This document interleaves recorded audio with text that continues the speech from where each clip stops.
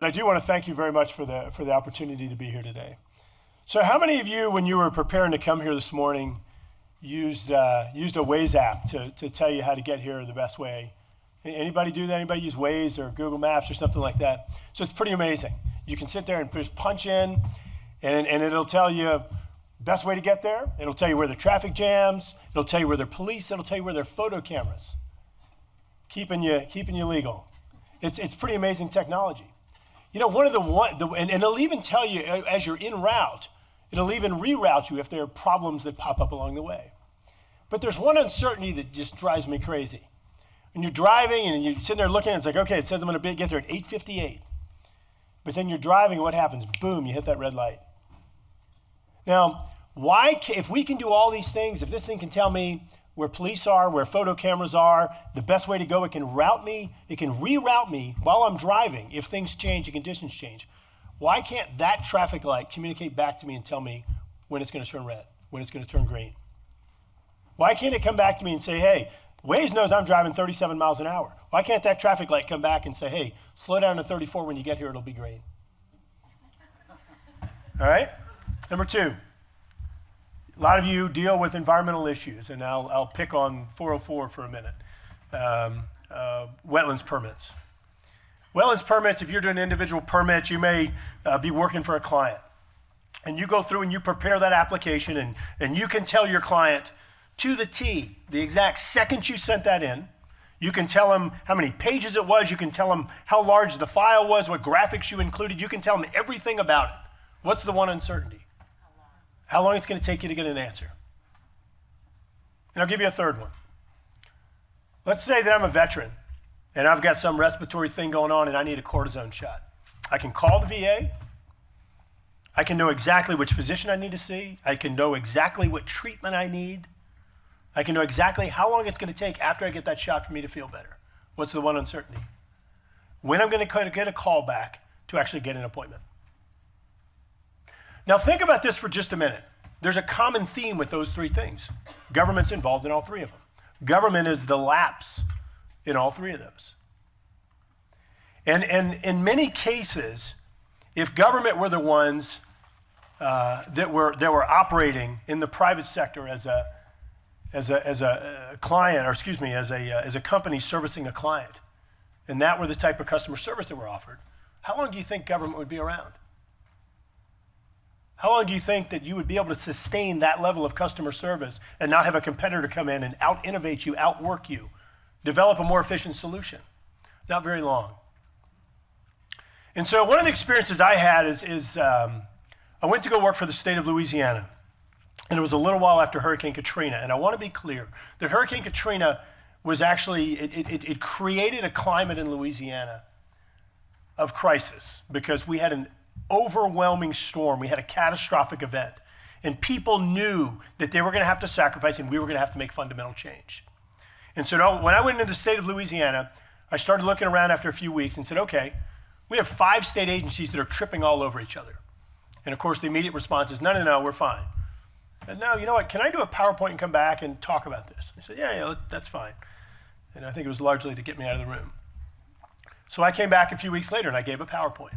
I said, all right, look, you have your DEP, your environmental quality agency that's out there, and we're working on water quality and hypoxia issues, but these are entirely relevant to what we're doing with trying to manage some of the water from the Mississippi River system in terms of diversions.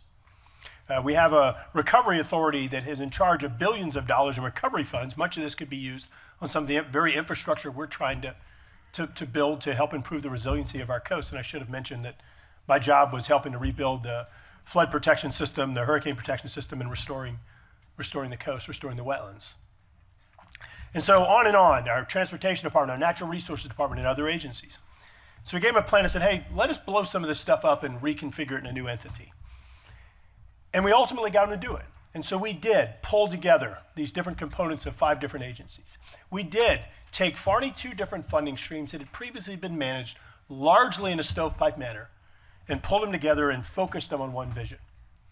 We did take all of these isolated stovepiped missions and began combining them in a comprehensive vision of what a sustainable coast looks like.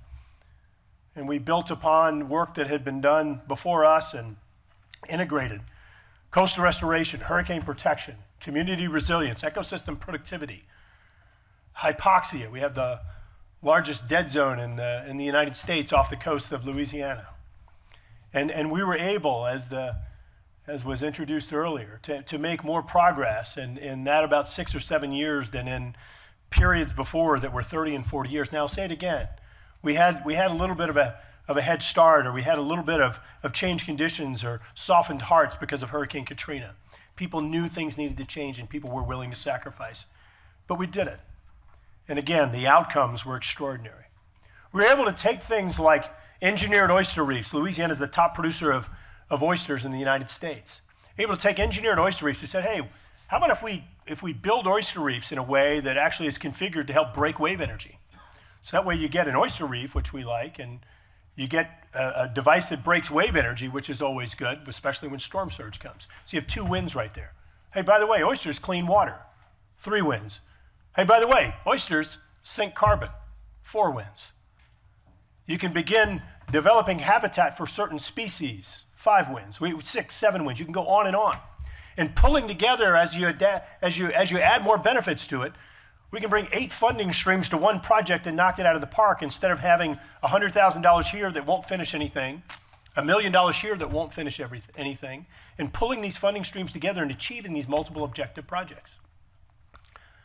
Another scenario, the Mississippi River system, reconnecting it with its floodplain, reconnecting it with adjacent coastal wetlands. In doing so, not only do you mimic the process, the deltaic process that helped to build the entire state of Louisiana, and helping to reestablish this land building process. The state of Louisiana has lost over 2,000 square miles of our coast. The state of Rhode Island gone. So by reconnecting the river with these adjacent areas, these adjacent wetland areas, we're able not just to reestablish this land building process, but also with some great scientists, like some of them that are in the room right now, looking at different vegetative plantings and finding ways to stop and suspend and train sediment in certain areas to make sure it drops out in the right places. Oh, and by the way, as we're doing that, the same vegetation helps to uptake some of the nutrients. And so then you have a scenario where you're building land, you're uptaking the nutrients, which helps the plants that you've put in your receiving area to flourish. It helps to disperse the nutrients that were all coming out of the Mississippi River into one plume, disperse it, and it's much cleaner because of the uptake of the nutrients in the plants. Win, win, win, win, win. And able to bring multiple funding streams and trying to move forward on these projects. However, I'd like to introduce the federal government into this scenario. State of Louisiana will have nearly $1 billion in the bank to move forward on one of our major diversion projects known as Mid-Barataria. We had a response back from the Corps of Engineers and from NOAA that, you bet, we understand this is a strictly environmental project, and we understand that as we do nothing, we're going to continue to have environmental loss and environmental degradation, wetlands loss, a loss in ecological productivity. And that's why we are going to expedite this and get you an answer in 5 years. Who comes up with this stuff? But that's what we're dealing with. We had a flood in August of last year. It was a 1,000-year flood, a record flood event. We received more water in some areas in about 36 hours than the national average annual rainfall. And so the aftermath of that, you get funds from FEMA known as Hazard Mitigation Grant Program dollars. And those dollars are used to help prevent future floods and future disasters. And so one of the immediate things I think about is, what Corps of Engineer projects we have that aren't fully funded we can come and build? Well, there's something called duplication of benefits in the federal government under the Stafford Act, where you can't use these FEMA dollars to do a Corps of Engineers project because that's duplicating. The only problem is the Corps of Engineers project's been around for 30 years and not even close to finished, not even remotely close to finished, maybe a tenth of the way after 30 years. What in the hell are you duplicating? There's no duplication. We're not going to try and build the project twice, but there's a law that says you can't do that. Who comes up with this stuff? There's a CBO report that says that for every $1 you invest in hazard mitigation, you get $3 in cost savings. There's another study that FEMA says that for every $1 you invest, you get $4 in cost savings. And there's this great story from General Russell Honore, who came down after Hurricane Katrina. George Bush sent him down there, and they called him the John Wayne dude. The federal response was somewhat disjointed, and he came in and he starts, corralling things and agencies and telling people, regardless of who they work for, what they were going to do and getting things in order. And I was listening to him give this speech years later, and he's telling these great stories, and he referred to that CBO study on 3-to-1 return and the FEMA study on a 4-to-1 return, and he says, I don't remember the number, but he says, and there's another study that says that you get $16 in savings for every $1 you invest. And man, I'm taking these copious notes, every word he said, and I was so geeked out. I was like, man, where did he find this report? So I go up to him after, I'm like, General, that was awesome. Where is that report? I can't wait to read it cover to cover. I'm going to pull it up right now. He looks around, he goes, man, I made that shit up. He goes, but I believe it, and I'll tell you, I do too. I do. But we got to break down these barriers, and General Lowry was quoted as responding to a reporter's question during the hurricane aftermath, where he said, he told the reporter was stuck on stupid. And I think in many cases in government, we get stuck on stupid as well. And I'll tell you, after being in Congress now for 2.5, 3 years, the frustration that's there to make change in government, even when it's things like this duplication of benefits issue, when there's no duplication happening. If you're in charge of the federal treasury, you're a steward of those dollars. This is the best possible investment you can make with these dollars, the best return on investment to help improve the resiliency of these communities as they're trying to rebuild. And it's frustrating to watch these types of things happen.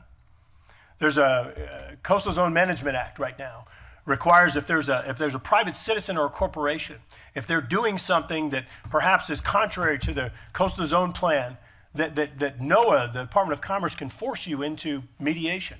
If it's another federal agency that's causing the problems, they can't do that. So the federal government can trample all over your coastal zone objectives, but a citizen can't. Why is that disparity there? As we watch in the case of Louisiana, we watch approximately 26 square miles of our coast erode on an annual basis, or somewhere around there, depending on what happens, and largely because of how the Corps manages the Mississippi River system. It's absurd. Now, right now, and as the speaker talked about, a lot of disasters are on our mind, and I talked about the August flood. We had Hurricane Harvey, Irma, Maria, and Nate all pound the United States in recent months, causing extraordinary consequences.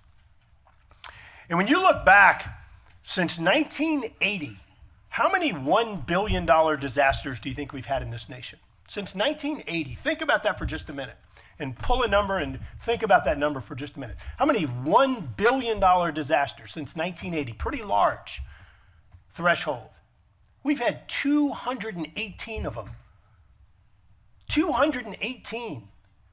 And you'll see over and over again where Congress will come in and federal agencies will come in and White Houses will come in and they'll say, well, we can't afford to spend money to build this project to help improve the resiliency of this ecosystem, this community.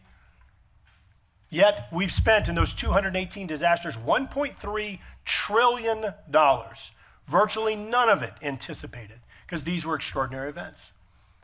So we can either spend millions of dollars before a disaster, preparing ourselves, improving resiliency, or we can spend billions of dollars after. And one of them makes much more sense than the other.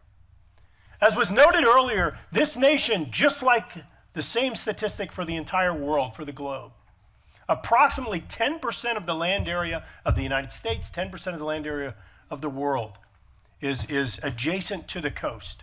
A coastal parish, a coastal county, a coastal borough. Approximately 10% of the land area, yet it represents about 40% of the population of this nation. And similarly on the global scale, it represents about 40%. And we're seeing growth in the United States. That trend is going to continue to get even higher. So we have a choice. We can continue spending that proverbial $1.3 trillion after these disasters, or we can be proactive and we can make the right investments to make our coastal communities resilient. I watched, John Oliver the other night going through this pretty awesome video, and he starts talking about flood insurance. And he's talking about how there's this one house that happens to be in our district, which was a little embarrassing, that had flooded, I think he said 40 times. 40 times. the house, help me out, Denise, $55,000 house, and they paid out over $500,000 in claims. Now, that is beyond stupid. It just is. It's beyond stupid. But the fact that we can't figure out how to connect Corps of Engineer programs, FEMA programs, how we can't connect USDA programs that, by the way, we actually appropriated money to buy that very house out a few months ago, with some of these repetitive flood losses and get this right. As we move forward on solutions to make our communities more resilient, to make our coastal communities more resilient, we've got to change the narrative and we've got to focus on outcomes. And I think that's where we've lost sight. I think it's one of the biggest problems that we have. If you thought for just a minute today, we're going to create an agency within the federal government that's going to be focused on water resources and resilience, how many of you would say, you know what, I've got the greatest home for it. We're going to put it in Department of Defense. That's where our Corps of Engineers is, the lead agency on many of these things. And nothing against the folks within the Corps of Engineers, but I'm not sure that model makes sense today. And we've got to think about fundamental changes and how we're going to move forward on resilience. We've got to think about how we're going to stay focused on the true outcomes and not on the process by which we get there, not on duplication of benefits, not on a regulatory process that's going to take us 5 years to make sure we don't have an adverse impact on the environment whenever the project is designed to restore the environment and no action causes a loss to the environment. And so I really want to encourage all of you, in closing, I see the subtle stop sign right here. I want to urge all of you, take a step back and think about outcomes. You work in federal agencies. You work with federal agencies. You represent people that are victims or people that are vulnerable from disasters. Take a step back and question better ways of doing things. Instead of those of you working on the Hill and working in federal agencies. You know, I'll say it again. Why is it that the scenario I laid out earlier on duplication of benefits, why has that been allowed to continue? Why is it that we have this misnomer that if we don't spend money, that's fiscally conservative and we're going to save money in the long term, yet you can look back since 1980 and we've spent over $1 trillion on disasters? Why is it that we can't look at the CBO study, the NISTAC study, or General Henry's great statistic on being proactive and making those right investments? In Louisiana, we were able to develop a master plan. We were able to develop the modeling systems and to help inform our decisions on trade-offs, recognizing that there was going to have to be sacrifice. We were going to have to do buyouts. We were going to have to elevate. We were going to have to relocate people in some cases. But ultimately, we could maintain our amazing communities, our amazing culture, our amazing ecological productivity, and our amazing people. And we've got to get this right because it's not just about South Louisiana with the sea rise and subsidence that we're experiencing. But these are things that the entire 35 coastal states and territories of the United States and every coastal nation in this world are going to experience. We can do better. We've got to think differently, and we've got to get this right. So, thank you.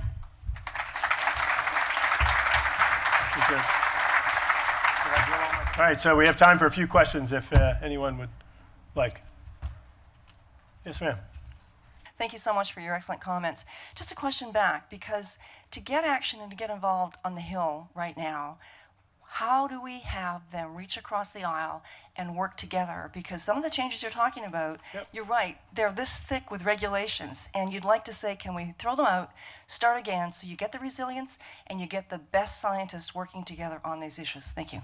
Yeah, and that's a great question, and I'll tell you the functionality of the Hill right now is at an incredibly frustrating level or state. Back when we were working on the Coastal Master Plan, we were able to pull together environmental groups, oil and gas community, maritime community, fishing, rec and commercial, all sorts of stakeholders, and ended up developing unanimous support for our plans. And yet on the Hill, you go talk about motherhood and apple pie, and somebody's going to be mad. And so I agree with you that things are divisive and functionality has decreased right now. But I'll also tell you that we're going to be having a hearing today, in fact, at 10 o'clock today, where we're going to have the Coast Guard and the Corps of Engineers and FEMA and others talking about this. And I think by making it more personal, you can help to depoliticize this a little bit. And that's what we were able to do in Louisiana. In fact, I had a meeting, I think last week, with Congressman DeFazio, the lead Democrat on the Transportation Committee, has jurisdiction over FEMA and Stafford Act, the Corps of Engineers. I had a meeting with Bill Schuster, the chairman, the lead Republican on the committee, talking about some of these ideas. And I certainly don't want to pretend to speak for them, but I'll tell you that I left those meetings very happy, very pleased about the progress, and just talking about outcomes, what makes sense, and quite frankly, not caring about who gets credit for those actual outcomes. But I think keeping it personal, keeping it fact-based, is very helpful in moving forward on some of these solutions. And I do think as we move forward on a disaster response bill around Thanksgiving, I do think that we're going to see some of these changes that I noted today in helping to reform and expedite some recovery and resilience efforts. Congressman, a question about, you had brought up some issues about, for example, Corps of Engineers project that took 35 years to build. And a lot of that has to do Those were the fast ones. Yeah. A lot of that has to do with how funding is provided, and that projects are not fully funded as they're authorized, and that the Corps is given a certain budget, which is pretty much static, and a lot of projects get authorized all the time by Congress. Do you have any thoughts on how to get those projects funded? Because I would imagine if the Corps had the money, the Corps could build a lot quicker. And it seems to be a little bit of a chicken and egg thing there in this fiscal environment. Folks don't want to spend money, but then complain about the length of time it takes to build something. Mm-hmm. So look, I want to talk about our experiences in Louisiana. And I agree with you. So what I mean by that is that I don't want to paint with a broad brush that this happens all around the country. But my personal experiences in Louisiana doing several billions of dollars worth of projects in partnership with the Corps of Engineers, it is a chicken and an egg thing, because I personally don't think that the existing Corps of Engineers mechanism is an efficient investment of federal dollars. And I'll give you a few examples. We had projects that were authorized by Congress that we could be carrying out, and the Corps would come to us and said, okay, here's our cost estimate and here's our schedule. So we're looking at their Gantt chart, their schedule, we're looking at their cost estimates, and then many of the projects came back and said, you know what, we can build this entire project for 1/3 of their cost estimate, which, by the way, we have a 35% cost share on those projects. 1/3, and we can do it in about half the time. So there is a chicken and an egg thing, because I don't have any desire to go put a bunch of money in the Corps of Engineers if the money's not going to be used efficiently. So I think one of the best things that we can do there, number one, as I mentioned earlier, looking at alternative funding streams. I talked about how in the state of Louisiana we had projects, if I remember right, the maximum we pulled 8 funding streams together to build one project. I think that's where we maxed out. But how do we tap other revenue streams, federal, state, not-for-profit, local, what have you, pulling all those together to help advance a mission if it's a true community mission? We actually signed a provision into law that applies only to South Louisiana. Rules hadn't been written yet, called environmental banks. The idea is it's a pilot program. The idea is you go into communities and you determine what your environmental priorities are. And at that point, you can come in and start diverting Clean Air Act fines, oil spill fines, Clean Water Act violation fines, wetlands mitigation, and many other things into one environmental priority. Use some of the translations or conversions that you do from natural resource damages and others to help determine how to do that, but advancing environmental priorities in that manner. And so just lastly, another solution there, we pushed an amendment in November or December of last year that basically said, if a non-federal sponsor or a state or local entity can build a project or project component cheaper than the Corps of Engineers, give them the money and let them return the cost savings back to the Corps for other project priorities. And yet, the Corps called the labor unions, and I want to be clear, the Corps called the labor unions and told them labor unions would be boxed out, Davis-Bacon wouldn't apply, which is not true. And therefore, we ended up losing the vote because labor unions spun up and said that it was going to take business away from them. So I'm going to go back and circle back to the very first thing that I said. We've got to get out of this mindset of government being somewhat of a monopoly and us being in a vacuum, and recognize that in government we can be as dynamic, or approach how dynamic the private sector is in terms of innovation and efficiency. And if we're going to truly work in partnership with local, state governments and others, then we've got to recognize that some other entities are perhaps more equipped, better equipped to deliver on project components and missions than we are in some cases. And the best thing to do is to grant them the dollars and get out of their way.